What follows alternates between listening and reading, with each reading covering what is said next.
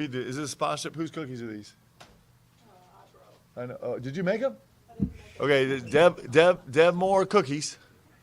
Check them out. Do you have a website? No. She's gonna make a fortune. NIL deals are open. She can make some cookies. It's awesome.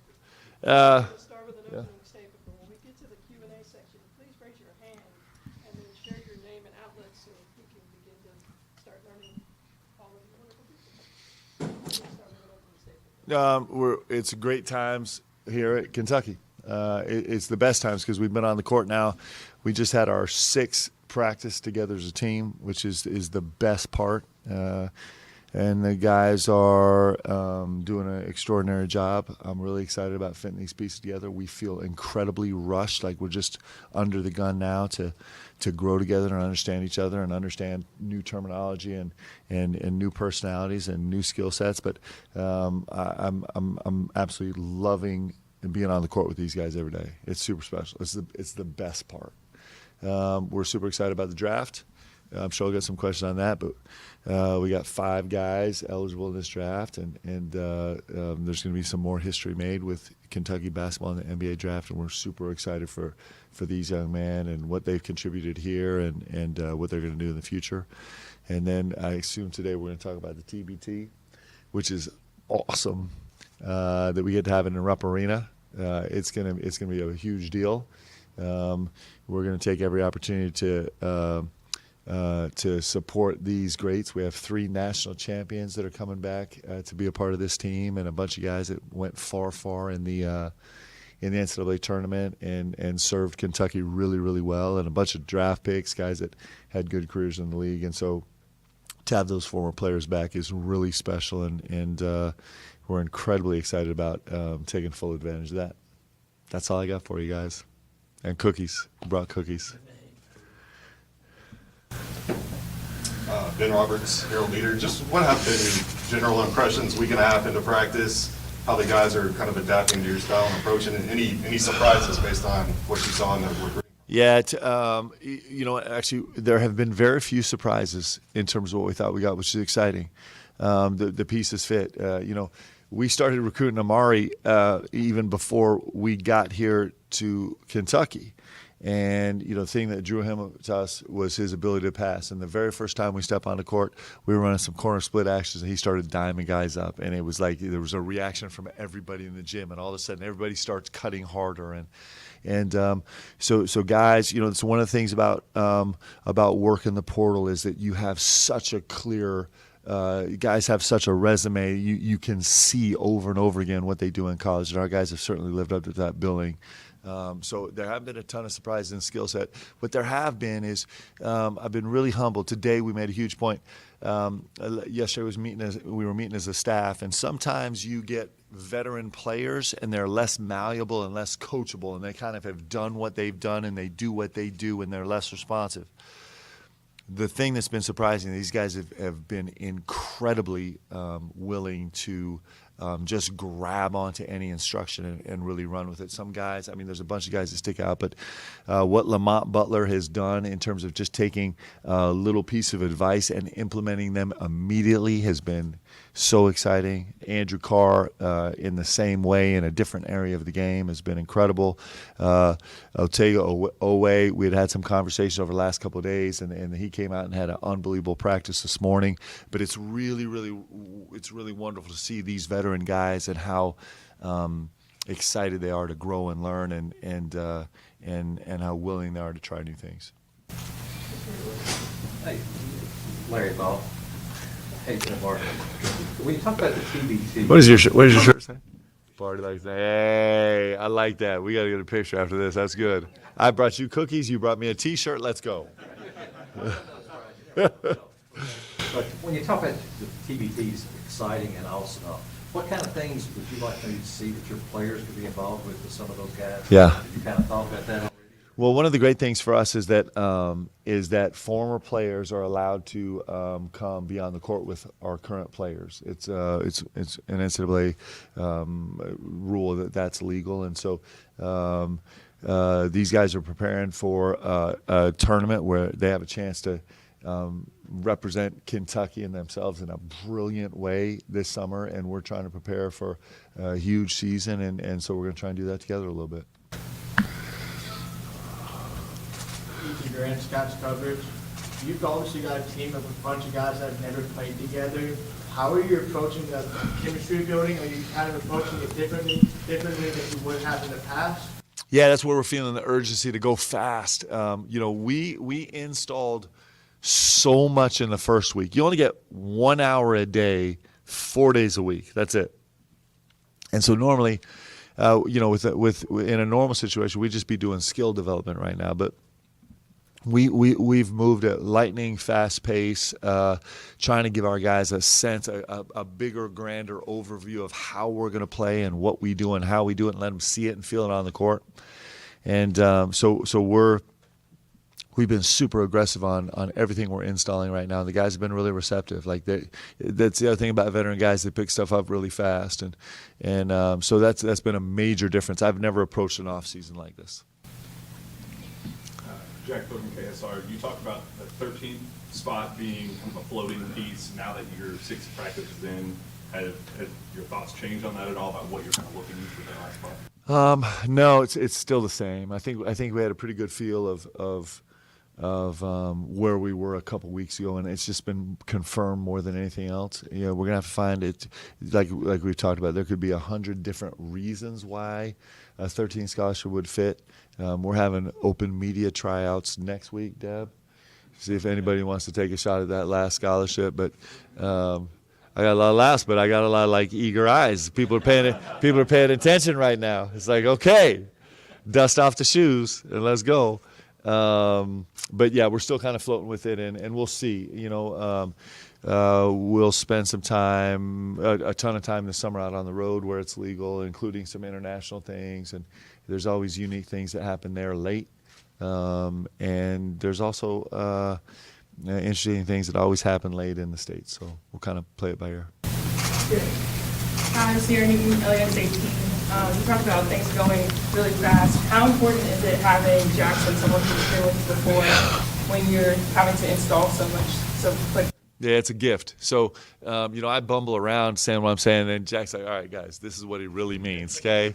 He's a great interpreter, and he's not just an interpreter of words and concepts on the court, but he'll also double down on the ideas about, like, hey, guys, this is really important. Like, you're going to hear this, what we just talked about, you're going to hear every single day for the rest of the season. And then there's a lot of things where Jack's like, don't listen to him. He doesn't know what he's talking about. But he's pretty good distiller of information for us. And then also the vibe, the feel, the approach of the game. He's got a good sense of how we try and build a locker room and the things that are important to us in a locker room, and how we try and cultivate communication on the floor. And he's done a great job being an example of that. And he's a really, really vital piece. And it doesn't hurt that he's an NBA caliber player. That always helps too. Kyle played with you.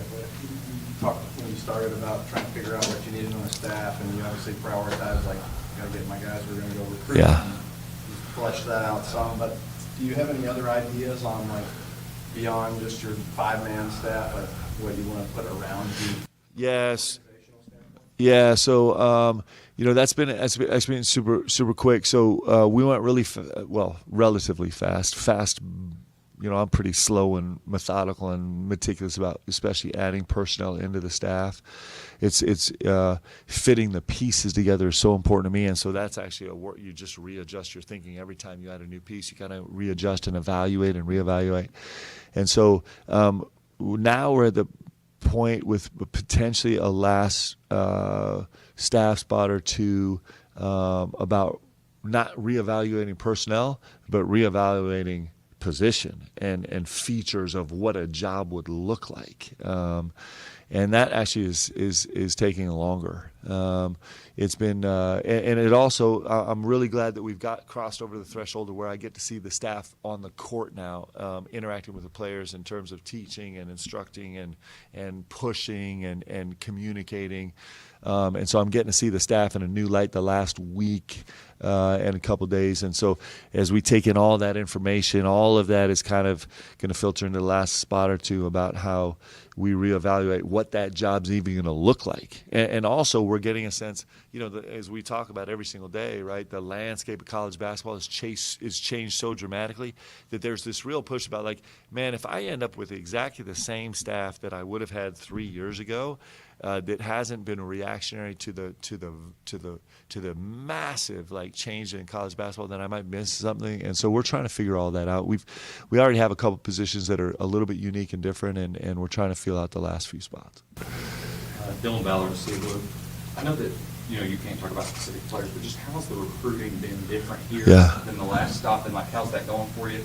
And kind of on a funnier note, did the clutch make it in that car? You said you hadn't read one in a while. I never posted. Yeah, that's not as funny as you think it is. I'm telling you, every time that I get to walk into a building with UK on my chest, it just feels different recruiting, and it looks different. I'm a way handsomer guy with UK on my chest, and it's also, man, it just comes out of my soul. Every time I get to say, introduce myself to a recruit and say, I'm Coach Pope, the head coach at the University of Kentucky. Like, that doesn't roll off my tongue. Like, it catches me every single time. And because I know what this job is, right? And I know how blessed we are to have a chance to be here affiliated with this incredible university. So, in its own unique way, I got to coach at a great institution before this at BYU that had some significant filters in terms of the players that would fit in that program. And certainly Kentucky has massive filters also, because there's just not that many players that are built to play here. They've got to be the best players in the country, and they got to want to take on the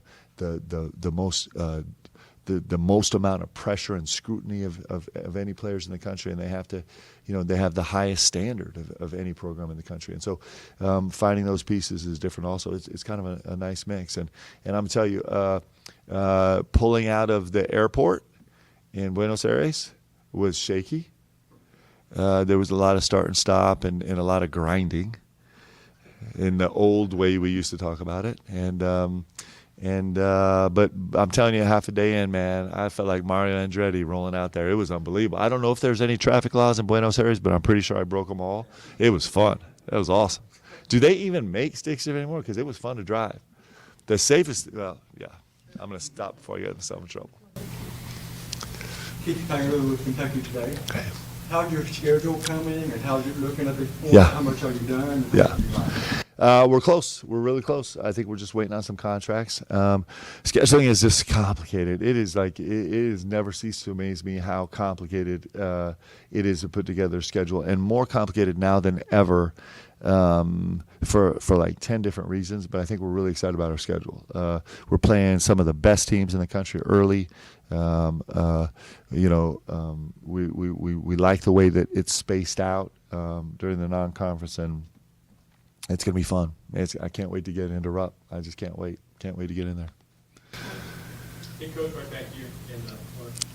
Your team's all brand new. There's sort of personalities that you have to get to learn and know. How are you navigating that to make sure everyone is well connected? Yeah, well, I'm counting on the staff to do that a lot, and I'm counting on the players to do that a lot. One of the things with us is, and Jack has echoed this with the team a lot. We believe in a player-led team and a player-led organization. We believe from leading in the middle, not from out front. And what we do is we want to mentor these kids so that they can be great leaders for themselves and hold each other accountable. Our guys' voices will always be more powerful than mine. That's when you know you really have a team, when you really have it. When guys are on the court making decisions with each other and holding each other accountable and not looking over at the bench at me and seeing if they're pleasing me or if they're doing what I said, but they're doing what the game is teaching them to do. The game is the best teacher. Then you got it. So when we talk about bringing these guys together, we're talking about all those things. And our guys have done an incredible job spending time together. I called, one of our guys had a tough, I want to throw him under the bus so bad.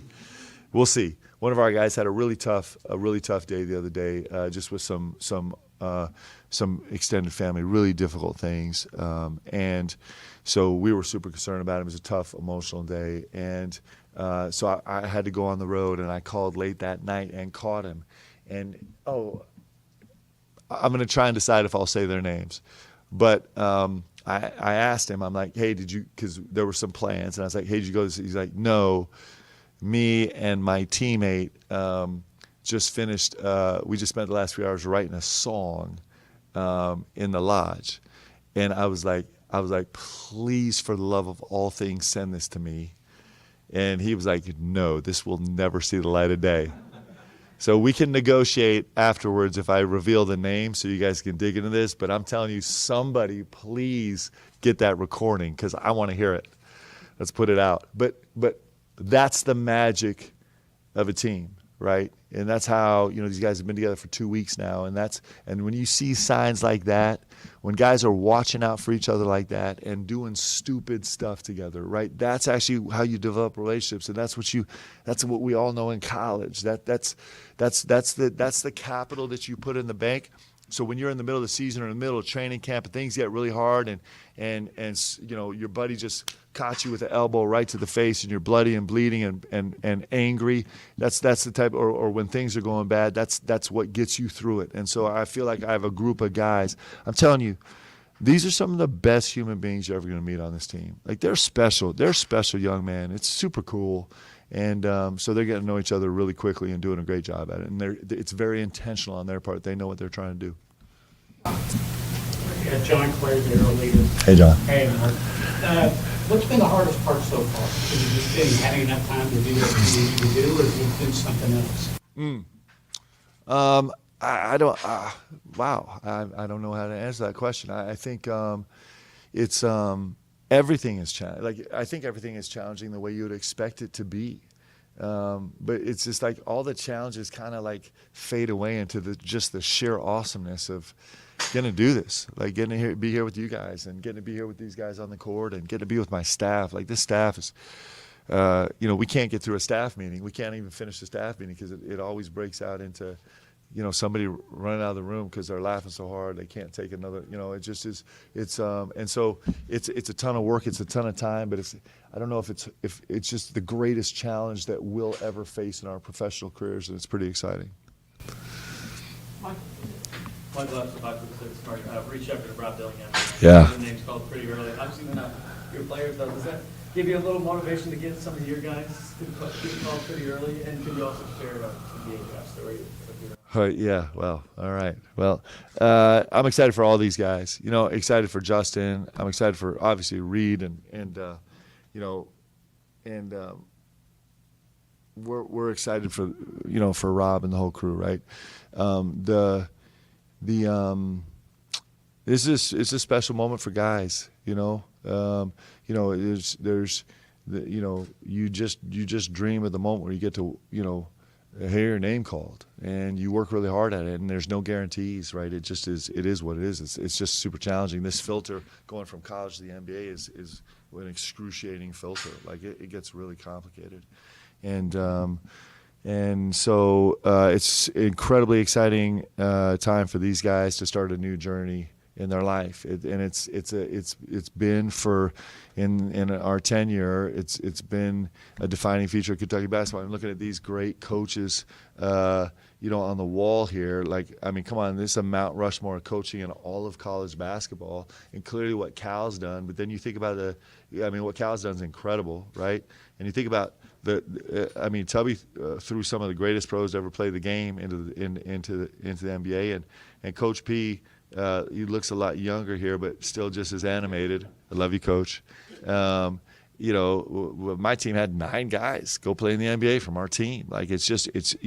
This tradition at Kentucky of having great players come here and hang banners and then go play in the NBA is part and parcel of what makes this place special. And so tomorrow's a special day for Kentucky for sure, and we're really excited for these guys that wore this jersey and represented this place really well. So I got drafted. It was a mistake. I'm pretty sure that Donnie Walsh never recovered. He was the president of the Pacers, and in fact, Larry Brown did get fired, in fact, that season. And so I think they were like, what have, clearly, they were questioning the leadership in making that decision. But yeah, I really do leave it as thanks to Coach. Well, first of all, thanks to the guys on the team, because I have no chance to get drafted if we don't win a national championship. And then I'm super grateful for Coach. If you go back and look at the film, Coach Pitino was on live on the show. It was like 4 guys doing the draft, and so I got picked, I think 52nd. I'm pretty sure that's right. I think there were 58 or 59 people in the draft. So it was late, guys. It was late, and so they show the one highlight that I had for my career. It was very short, and then they flash back to the panel, and Coach just kind of leans back in his chair. And he holds up his rosary beads, and he's like, thank goodness I've been rubbing my rosary beads for the last 10 picks. So I'm sure that had something to do with it. All right, guys, this is time for just a few more. Barry. When you were talking about following the coach, in terms of following Cal, how quickly, or what did you realize right away that you have to do differently in terms of building a team as opposed to your previous stuff? Well, the one thing I know is, listen, I mean, Cal's one of the great coaches to ever coach here. I mean, he went to 4 Final Fours in 5 years and coached a billion draft picks and represented Kentucky really, really well and gave his heart and soul to this place. And as BBN, and I'm just as much a member of BBN as anybody. All of us would be grateful to him forever. And he's a Hall of Fame coach. But one of the things that you learn really early on, if you have great mentors in this game, is that you just have to coach you. Like, I have to be me, right? I can't be Coach Pitino. I can't be Tubby. I can't be Cal. It would be disingenuous, and my guys wouldn't actually believe it if I tried to take on that persona or personality or even approach to the game. Like, we're us. And the truth is, like, for all the little warbles and mix-ups, I love getting to coach me, and I'm a big believer in what we do, and I love our staff, and so I think right now we're just trying to do everything we can to build on this incredible legacy that is Kentucky basketball, and do it the way that we know how to do it, that we really believe is going to work. Cal has been super generous. I've had a chance to speak with him several times. He's always been generous throughout my whole career. He's been so great to me. But as you step into these, this job, this is the only one of its kind.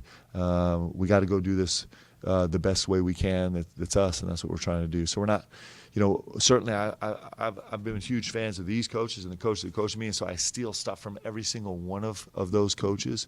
But we're trying to do us. We'll go to 2 more, Ryan and Mario. Ryan, about the Courier Journal in Louisville.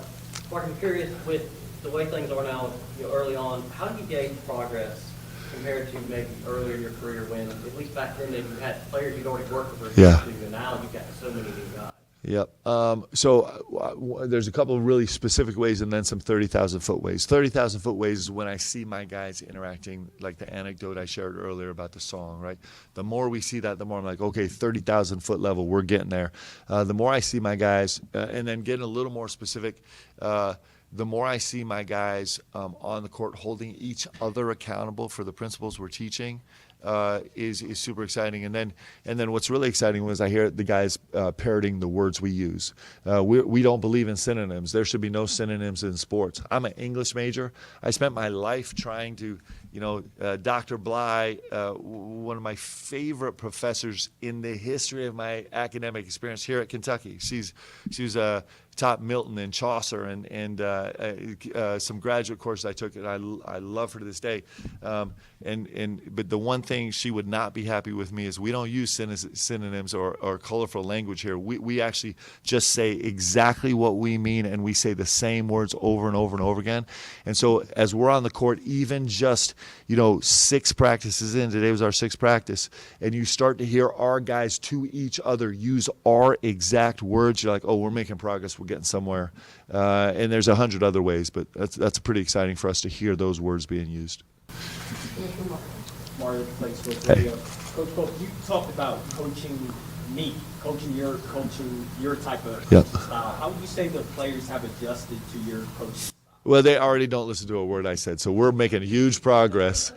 We're getting there. I think, like I said, I think we have. So here, so I think one of the great markers of the markers of great players and players with a huge ceiling, a high ceiling, is if they're coachable. And here's the reason why: is because you grow fast when you're coachable. So if we're trying to teach a concept or an approach to the game, and a player's pretty stubborn about it, and it takes him 2 weeks or a month or 6 weeks or 6 months, sometimes it takes years to really adapt that, you're stunted and you can't move on to teaching the next thing, to growing the next skill, right?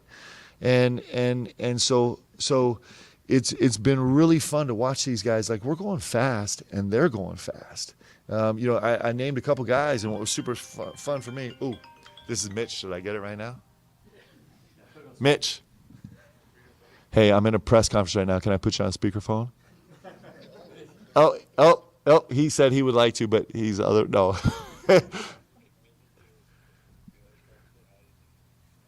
Well, I'm sharing a bunch of dirt about you right now. I'll call you after.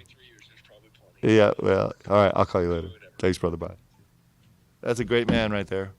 We're super blessed. We're super blessed to have him leading the University of Kentucky athletics. And clearly, I'm going to say that because he was crazy enough to hire me. Gail, we're really blessed to have him because he is leading the charge in navigating the most complicated time in the history of college athletics, and it's not even close.